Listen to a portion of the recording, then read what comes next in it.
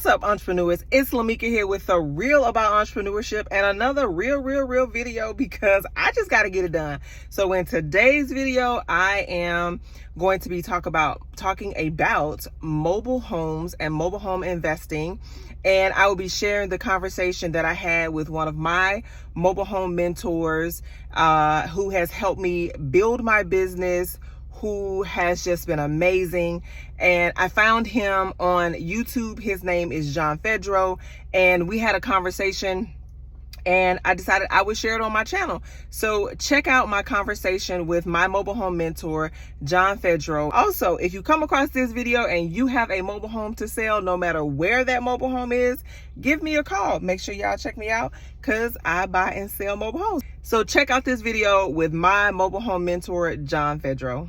Yeah, ready. Okay. Ooh, this sounds like a little. I'm nervous, more nervous than usual. I don't I'm know nervous why. too. I don't know why.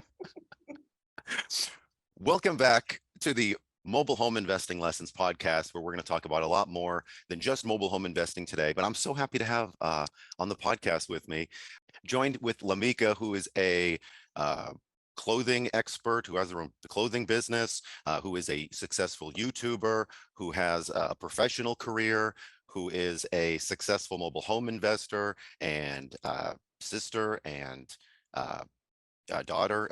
Lamika, thank you so much for being here. It's so good to see you again, and I can't give you enough accolades to everything that you do. Yeah, thank you. I appreciate you having me on. That mobile home, you've been a big part of that success, so I'm happy to be here.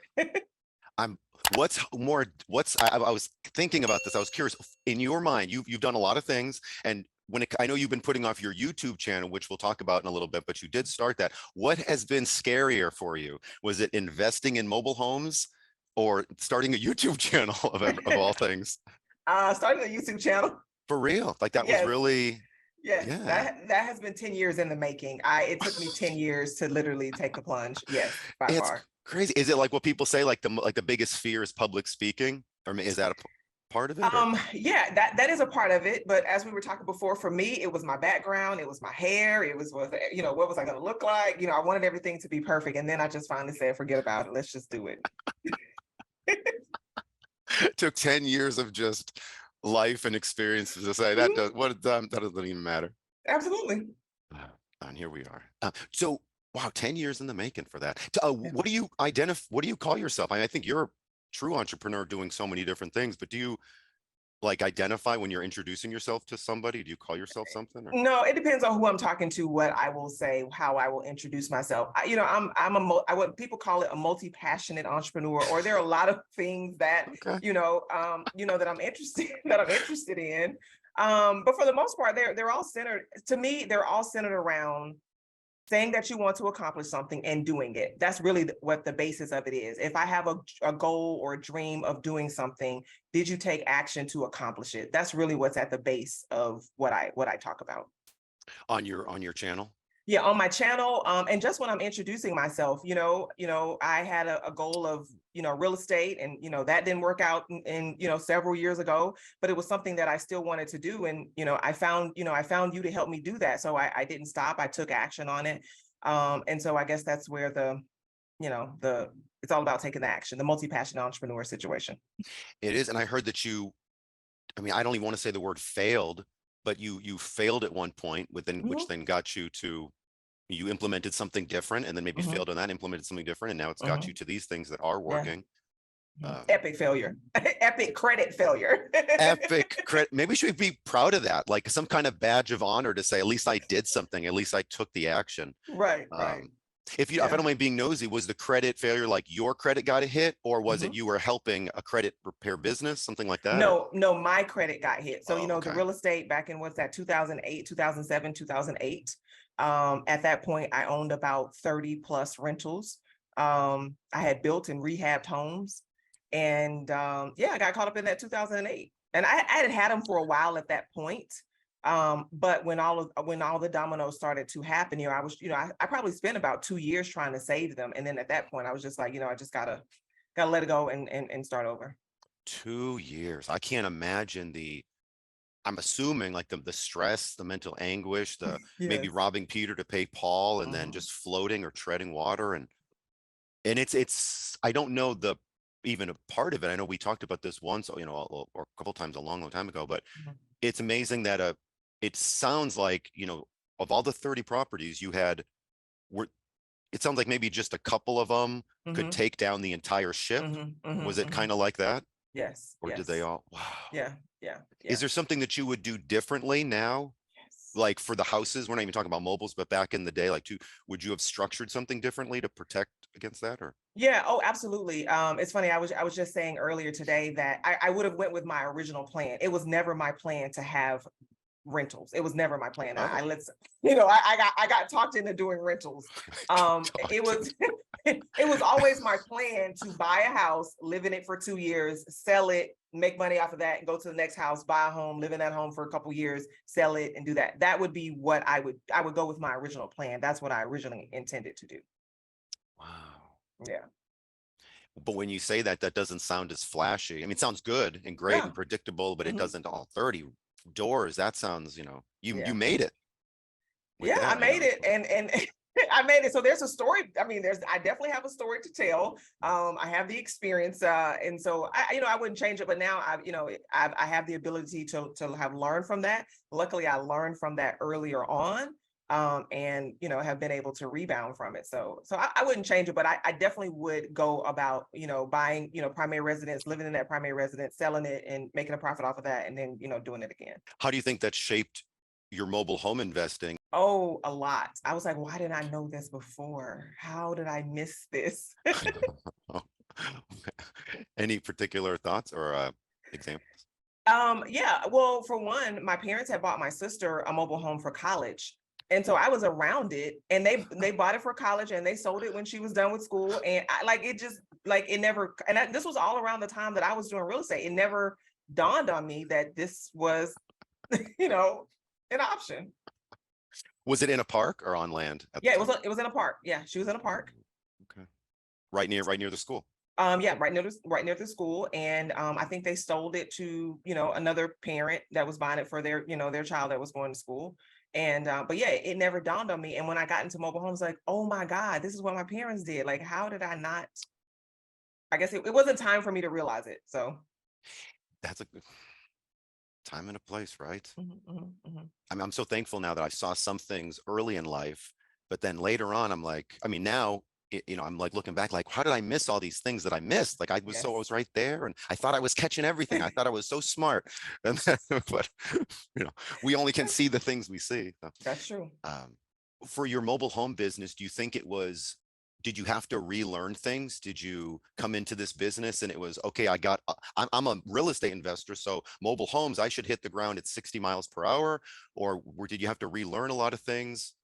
And if, Yeah, I relearned a lot of things, or I should say, I didn't. I came into it saying, yeah, I have that experience, but let me take this for what it is, versus me trying to say, oh, I did this over here, so I should be able to do this. I was open to the information and relearning the information because, I mean, I took yeah, I guess 10 is my number. I took a 10-year break from from when I had the 30 plus homes to when I started the mobile home business. So there was people would still come to me and I would still help people with their real estate deals, but I wasn't in it day to day like I was, then. So I did have to relearn a lot of things, and I was just open to the information of this particular, type of real estate. you're now investing in primarily two locations? Uh-huh. Yes, Texas Okay, and Alabama. Hmm. all right. Where did you get started with mobiles first? Was it Texas? Yes, Texas. Yes, got started with Texas first. Okay. The only times that because you'll do deals in both areas, do you have to be physically in Alabama to do those Alabama deals, or do you have a network in place now? It doesn't matter where you are. Yeah, I have a network in place, so it doesn't matter. It doesn't matter where I am. There's a great community. You've built a great community. I've connected with a lot of people in the community, so I don't necessarily have to be there in order for me to make it happen, or have ever seen the home. So that's the good Really? part. Yeah, that's the good part. Yeah, I like You it. you have on your channel, you have a video that you put out a couple months ago as well, when we're making this video. It talked about the 4 acres. This piece of land that you bought has a mobile home on it. There's 4 acres. People Mhm. listening can imagine. Um, it sounded like when you bought, so what's your plan? Have you found out a plan, or have you decided what you're going to do with this piece of land and the mobile home? Because when I was watching the video, I was thinking that it seemed confusing that you didn't have a plan already for buying this, but can you talk more about that? And then if so, what is your plan? You got 4 acres, you got one home. Are you going to try to maximize everything and then sell it in some way? Or is this a long-term deal, or what Yes. excites you? Yeah. So yeah, in that video, at that time, you're right. I had no idea what I was going to do with it. I just thought to myself, this is awesome. Let's see where this goes. And I went, I'm a let's see where it goes kind of person. It could be good and it could be bad. Was it an Um, amazing deal as far as money wise? You knew there's no way, even if I just right. flip it right now, I can double my money. Okay. Absolutely, absolutely. So that Okay. was that. So that opportunity presented itself, and then I went down the road of, do I want to put more homes on this? There's a possibility that I could put more homes on it. And then I looked at, what does that look like? What kind of work am I going to have to do to be able to get those homes on there? Is that the kind of time? Is that where I want to spend my time, my money, and my effort right now? And so I decided that was not what I wanted to do.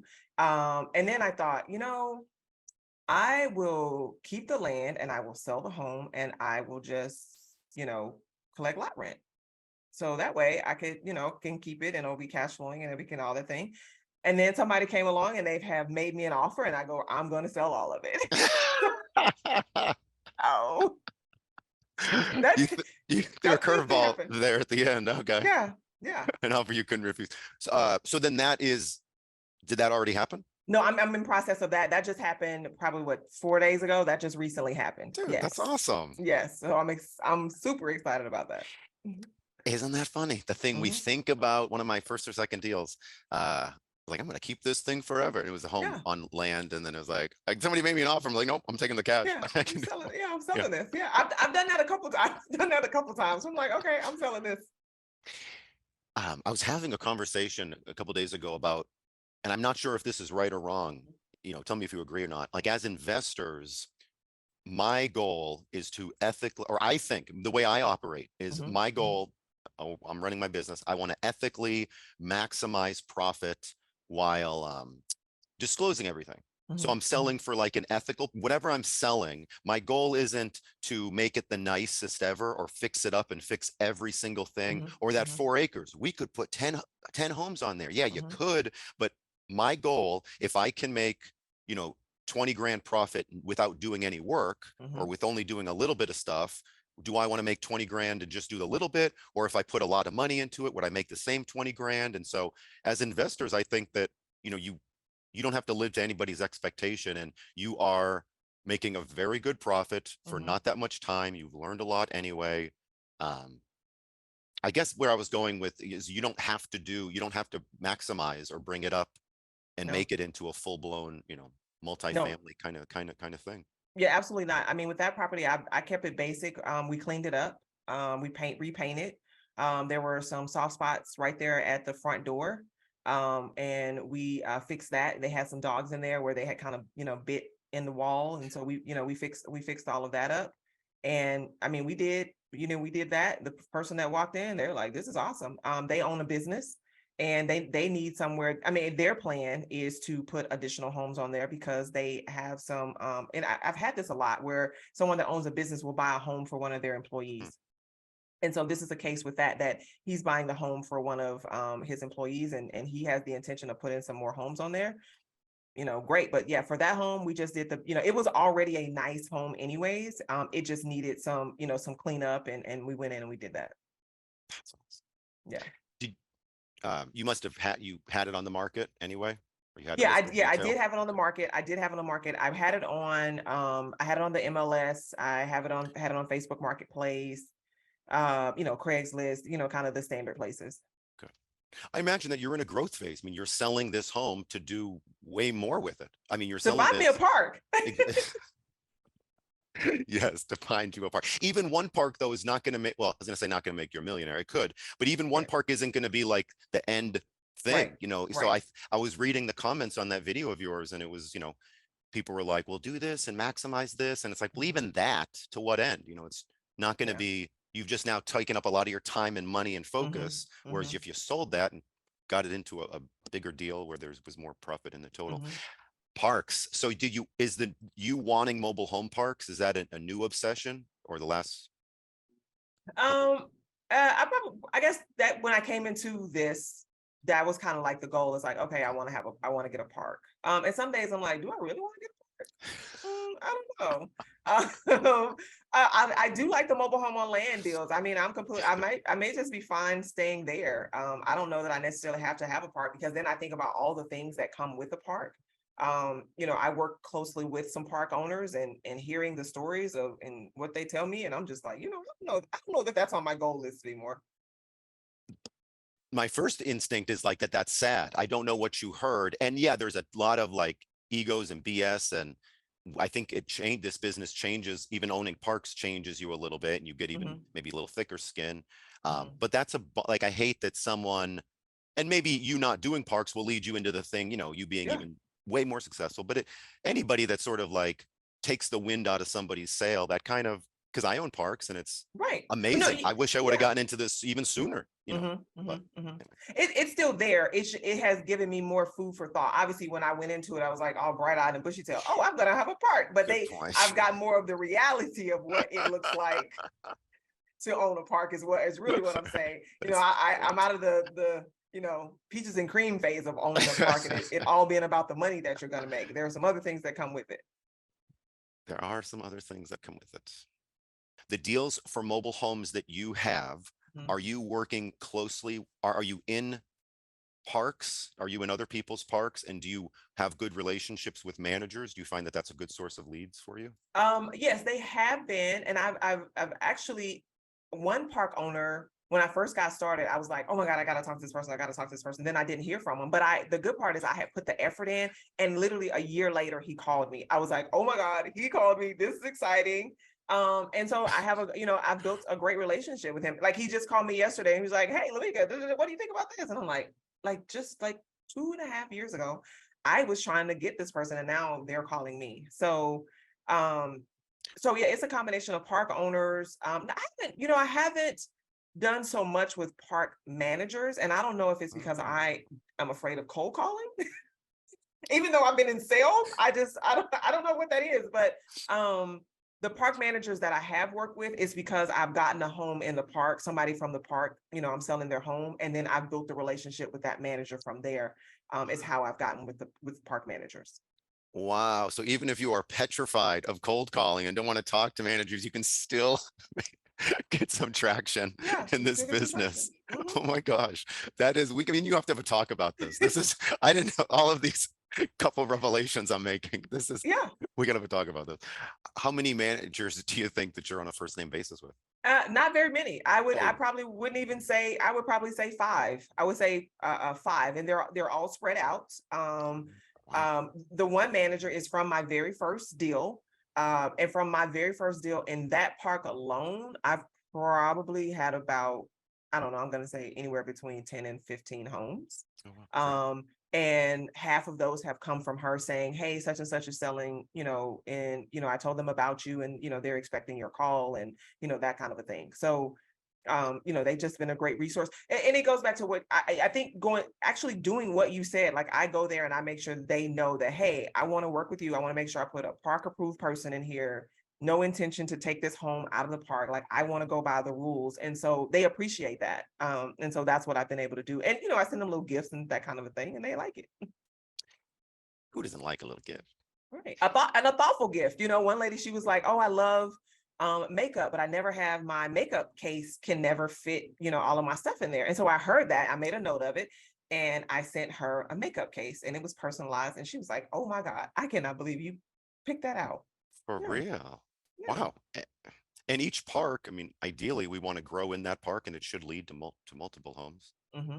Working with all of these parks, working inside of the parks and helping people that are in mobile home parks. A lot of people that are paycheck to paycheck, people in general are paycheck to paycheck, but Hmm. have there been any particular like humbling experiences or things that caught you off guard, I guess, in one way or another, being in this business versus like houses or same People are people. people? Okay. Yeah, yeah, yeah. That's true. People are people. Um, I think the one thing, I think the thing that opened my eyes to going back to owning a park and buying a park is, several of these parks, have been purchased recently, and the lot rents are going up. And so the last couple of homes that I have helped, sell, is because they can no longer afford to live there. They've lived there. Some of them have lived there 30 plus years. Some have been there 10 plus years. And because that lot rent has shot up by, $300 or $400, they can no longer afford to live in that park. So that has been concerning. And most of those people are older people. And so that's kind of been eye-opening to me for if I'm a park owner, what does that mean? Obviously, I've got to make money in it, but what does that mean for me buying a park and increasing the lot rents? And some of the parks, they've put in all these amenities, but those people are like, we don't care about those amenities. Like if our lot rent stays the way it is, we don't need the amenities. So that's probably been, one of those things that keeps in the back of my mind quite often. And I stay in touch with a lot of them. They will send me messages. Well, why haven't I heard from you? Did you forget about me? That kind of thing. They just want to continue the conversation because you've helped them. So they want to continue. You go to talking to someone like every other day or at least once a week, and then that deal is done, and then you no longer have that conversation. And they're older, and so they appreciate having that conversation. Big time, they do. And if they didn't have that conversation with you, there's plenty of good people out Yeah. there, but there's also, I mean, the park might have taken the property back, not given them anything, or given them a couple $100, or somebody less as ethical than yourself would have seen that they're in a much, tighter situation and not as helped or not. There's just, a lot of, I'm glad that they found you, those folks. Absolutely.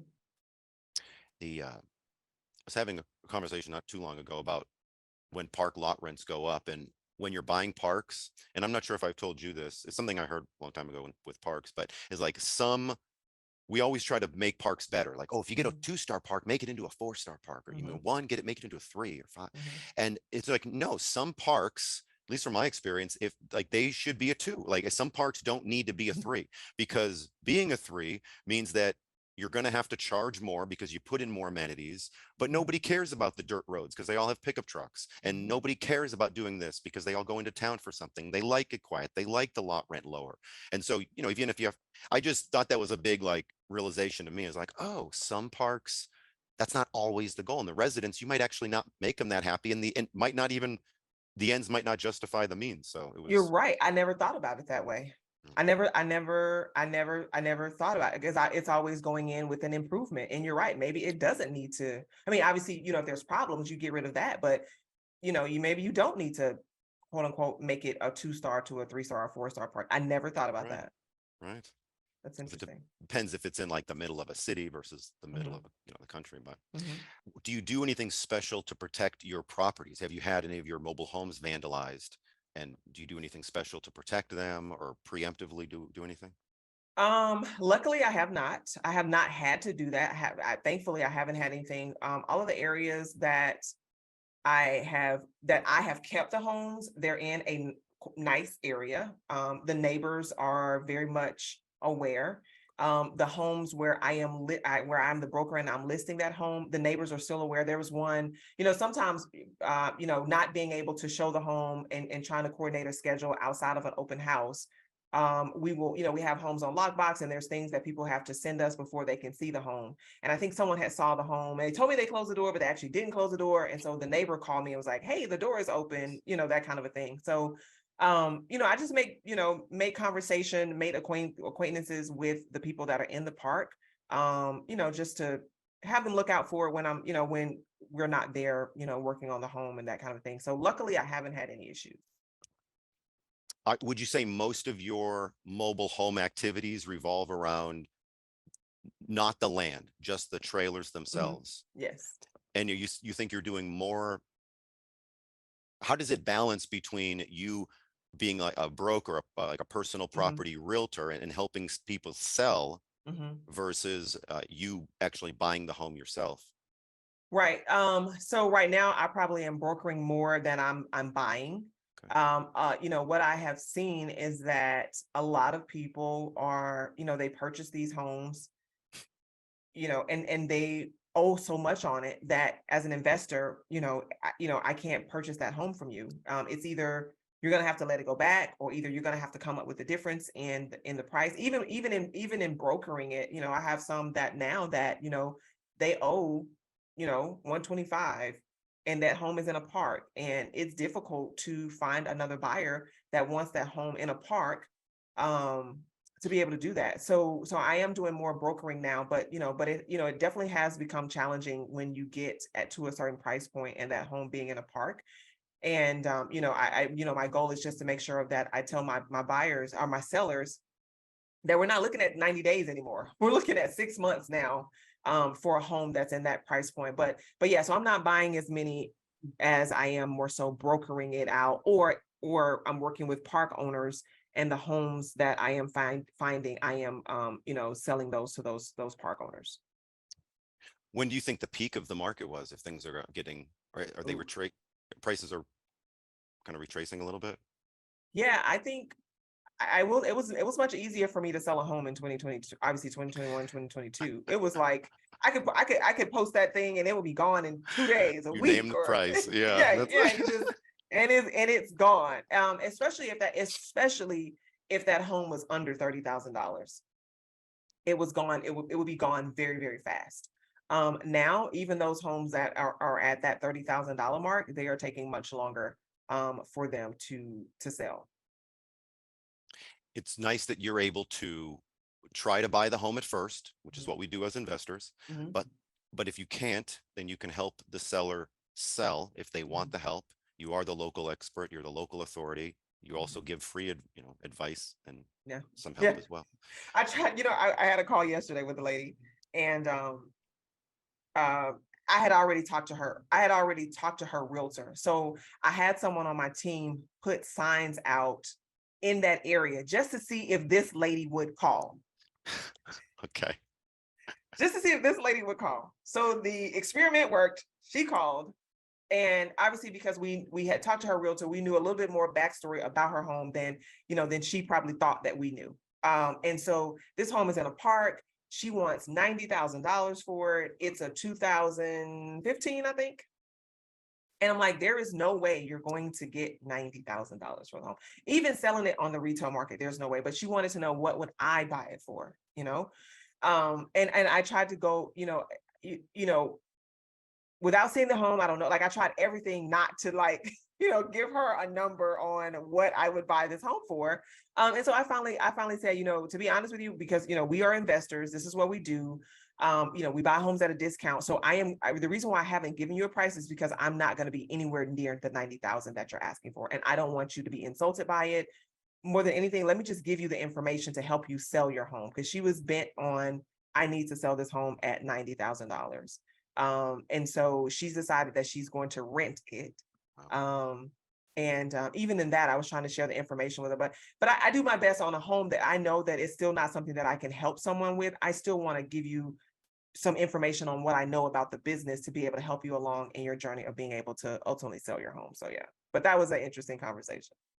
Isn't that just nice? The fact when you get to a point and you just, or hear yourself rattling off prices and, well, we normally buy them for this, or in my experience, it's going to be, you're still asking way above retail. Yeah, yeah. And you can just commiserate with the people. I mean, it's not your fault as Lamika. Hmm. If the market was different, if they were in a different park, if it was a different time, I mean, Hmm. are the buyers that are paying 50, 60, 80, 100 plus for a mobile in a park, are they, a lot of them going through banks, or they have cash that they're from downsizing somewhere else? Most of them are getting loans through lenders. Yeah, Okay. they're getting loans. Yeah, I haven't had any at that price point with the cash. It's all been a lender has been involved. Does that have more of those, as the underwriting on those fell through more? Are the loans tougher to go through, or do they take longer than they did Um, before? um, well, I didn't start doing loans until this year. I didn't have Okay, any with loans before. Everything was all cash. that makes sense. Everything was all cash. I didn't start doing my first loans until this year. Because people had the cash. Okay. Yeah, because people have the cash. And I think people still have the cash, is just holding on to it more so than what they were before. But so I don't know if the cycle of the loans, I know it's taken at least 30 days, to close a loan. The last couple ones I've had, it's taken at least 30 days to close those loans. But I like it because I've been able to build relationships. It's another process that I wasn't aware of. I built relationship with those lenders. And now when I have a home, when I pre-qualify someone and they want to move forward, then I send them directly to that loan officer that I'm working with at that lender, and I know where they are in the process. So it makes selling that home the process be a lot smoother than me just sending them a link and they go through that on their own. So smart. Yeah. What have you found? What's a red flag for you? What's a deal breaker for you if there's a buyer, or maybe not a deal breaker, but like if you hear something from a potential buyer Mhm. over the phone and Mhm. they say something to you, then you roll your eyes. You're like, oh, this person isn't serious. Like this, I've heard this before. Nah, that guy. Yeah. When someone wants to negotiate the price and they haven't even seen the home yet, I'm like, I'm not going to do this. You won't do that? I'm not going to do this. You haven't even seen the home. I'm not Oh going to God, do that's a that. good one.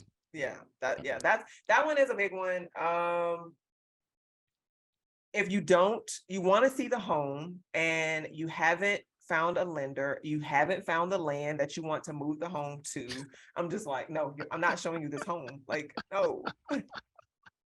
Are you showing them? You're doing all your own showings? No, you said No. lockbox earlier. Okay. Yeah, we have lockbox. I don't even want you to go in there and see it on the lockbox because you have no, because that's still somewhat of a liability if someone being in that home and you're not, you're not in position to be able to purchase the home. So that's why, when I'm talking to people, these are the questions that I want, that I'm asking so that I can determine where are you in this process of buying.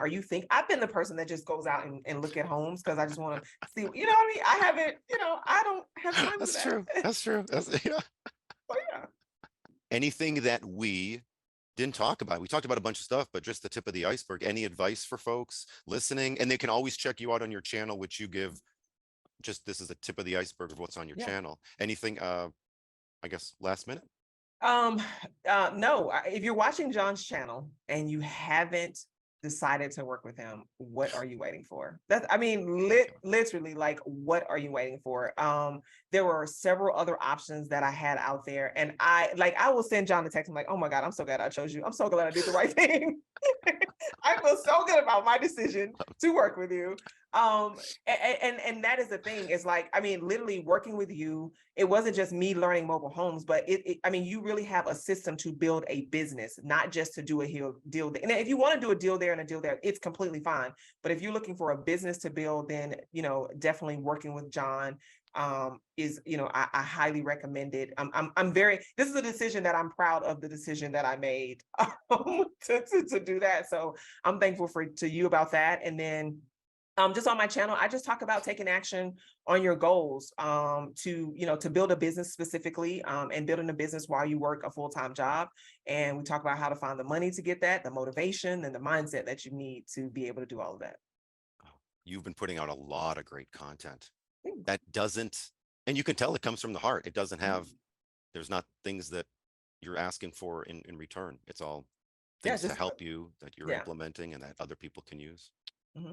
Yeah, things that I wish somebody had told me that I could have figured out, or that I had known, when I was, especially starting a clothing line, a capital intensive clothing line, that I wish someone had told me that I knew about, when I created that. So yeah. That is awesome. Yeah, where can people find that, if you don't mind? So you can find that at Height Goddess. Everything is all Height Goddess, heightgoddess.com. I am not a fan of social media, but we do have a social media presence. Okay. What's good? Exclusive. Yeah, we do have a social media presence. But yeah, you can find everything at Height Goddess. Yep. Thank you so much, Lamika. This is great. This is just maybe we can check in another year and a half or 2 years. But this is a journey. I mean, we are all on this journey and still making decisions every single day. And it's those compound decisions that add up. Thank you so much again for being here and opening up just what's been going on. Thank you so much. Sure. Happy to do it. All right. I'll talk to you soon. Thanks everyone for watching. And I hope this has been helpful. Check out Lamika's channel, subscribe, because there's a lot of new stuff coming out. And that's great. Thanks for listening.